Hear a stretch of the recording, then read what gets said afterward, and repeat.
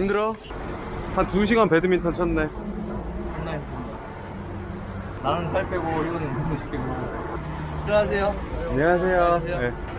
샌드파이퍼랑 일하는 날 오전에는 운동하고. 배드민턴 한번 치고. 이것도 일의 연장. 자, 명작의 주인공 안녕하세요. 샌드파이퍼 한영 그동안 잘 지내셨습니까? 아, 뭐 힘들게 지냈습니다. 매장 청소하고 창고 얻어가지고 저희 지금 공사해가지고 시끄러운데. 쌈마이로 간다고 2층 해갖고 날르는데 고생했습니다.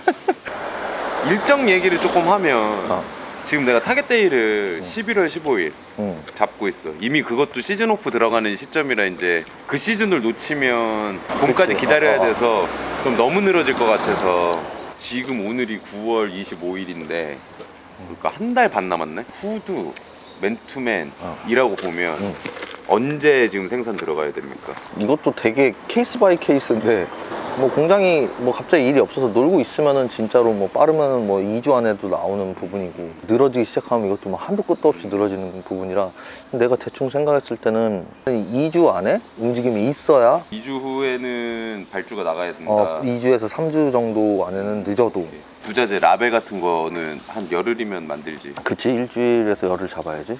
2주면은 10월 초인데 초중순인데 그때 일단 샘플 한번 보는 거지. 그치 그러면 그 샘플 갖다가 촬영하면서 그냥 준비하는 거야. 그치 샘플이 잘 나왔다는 잘 나왔다는 전제로 생산돼 있을 때 29cm 구자를 개설하든 사이트를 하나 파든 그 작업을 이제 그때 하는 거고. 그치 급하구만. 또 챙길 게 뭐 있나? 라벨, 행택 택도 빨리 해야 누가 만든 건지 누가 만든 건지 얘네가 하면서 패키지도 같이 따라와야겠네. 보내려면 굉장히 바쁜 한 달이 되겠네. 그치. 뭐 촬영은 하루면 찍고 워낙 뭐 작으니까 그 스케줄로 가고 유통 채널은 지금 생각하는 게 자사몰 하나 파고 스토어팜 하나 파고 싶고 나는 29cm 하나 일단 뭐 지금 오프라인도 그 납품하고 있잖아. 샵들에 한 5개 정도 되는 것 같은데 우리나라는 온라인이 강세다 보니까 샵에서 팔 수 있는 한 개의 양이 있단 말이야.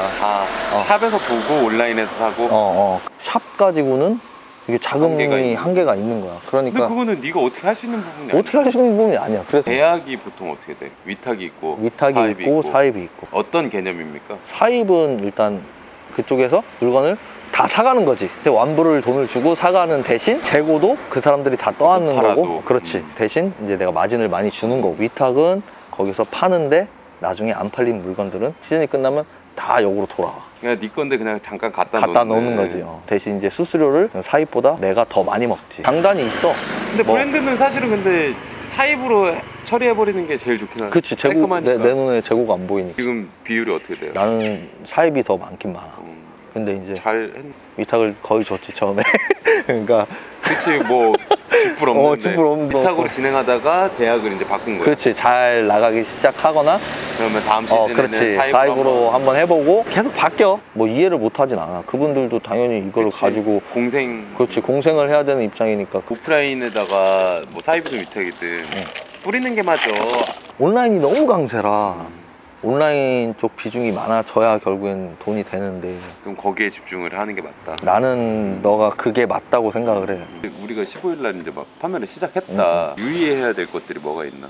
일단 제일 이제 속상한 부분은 이제 반품이 들어오는 경우가 진짜. 되게 속상한 경우지. 근데 특히 온라인이니까 사이즈 같은 건 그렇지. 질감이나 이런 게 사진으로 솔직히 완벽히 담아낼 수 없는 거니까 좀 속상하지. 속상한 게 뭐 내가 왜 뭐가 문제지라는 생각을 되게 많이 하고 내가 그 문제점을 알아냈을 때 문제점을 알았으니까 다행인 건데 이만큼을 만들어 왔는데 이런 부분이 좀 아쉽다라는 생각이 들어오는 순간 그 물건이 나갈 때마다 스트레스를 받는 거야 사람이. 노심초사. 노심초사. 이거 반품 들어오면 어떡하지?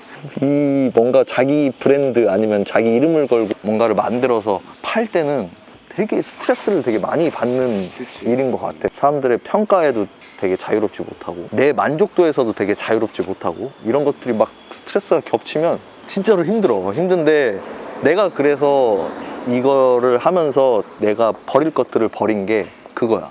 일단 절대 잔푼에 절지 말자. 이유는 내가 다른 것만 해도 스트레스가 많은데 그 돈 1,000원, 2,000원, 10,000원, 20,000원 때문에 내가 그걸 가지고 1시간, 2시간 고민하고 하루 종일 고민하고 있으면 스트레스 받구만. 나는 그냥 하나야. 뭐 내가 돈을 벌자, 그냥 하나라도 더 팔아야지 문제가 아니라 오는 사람들 기분 좋게, 아니면 내 물건을 구매하는 사람들 기분 좋게 해주자가 나는 첫 번째야. 사장님 지금 뭐 이렇게 바쁘세요? 아, 지금 납품 갈 때가 있어가지고. 딜러샵에. 네. 궁금한 게 없는데 바로.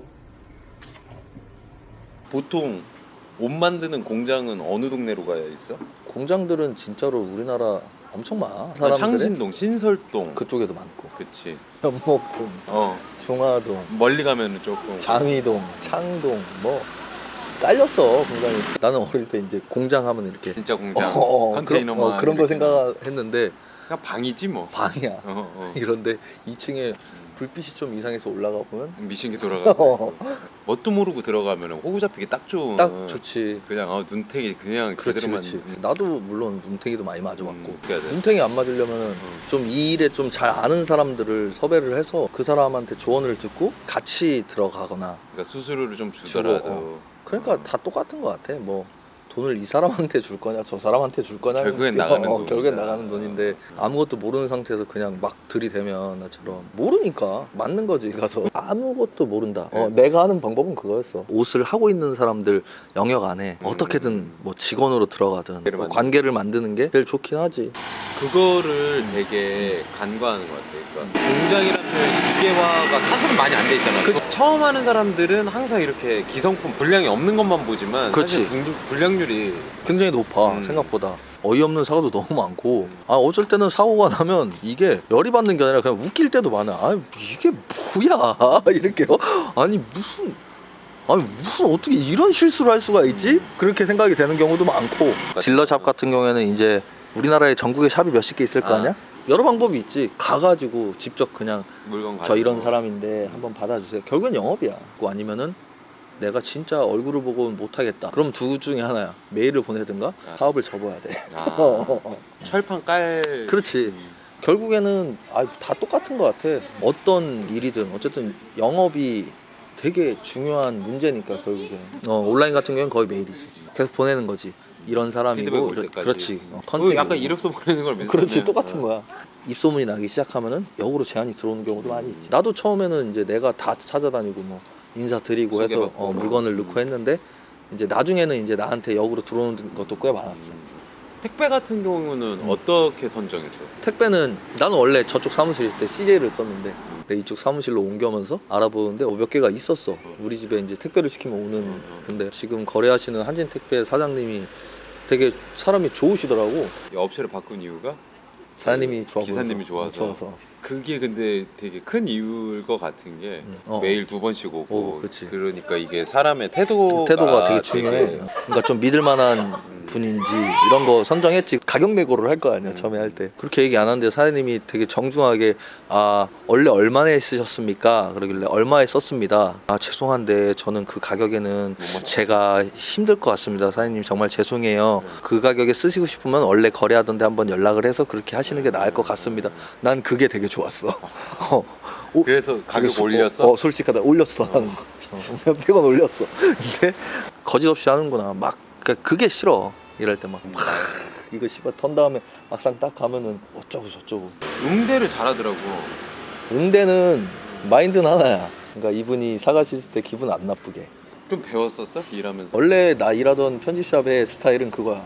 친절이 1번이야. 내가 지금 이 카메라 때문에 일어서서 설명을 못 하는데 찍어줄게. 손님이 오시면 딱 이러는 거야. 인사를 90도 하고 가서 이제 막 만지고 옷 왜 입으면 만져?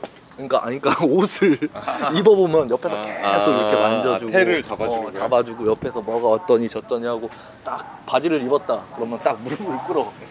그러던 다음에 바지단을 딱 접어서 딱 하고 이 길이 어떠시냐고 약간 이런 식의 그런 스타일도 있다. 그렇지. 그렇게 했어. 판매 방법은 웃겨. 우리 한참 잘 나가던 그 시절에 이제 동대문 사람들 판매 방식을 들어보면은 욕 존나 하고 막 그러지. 그러니까 기죽이고. 야 형이 너 이거 입어 이런 식인 거지. 그래서 형 이거 근데 이게 좋은 거예요? 형 야 이게 좆되는 거야.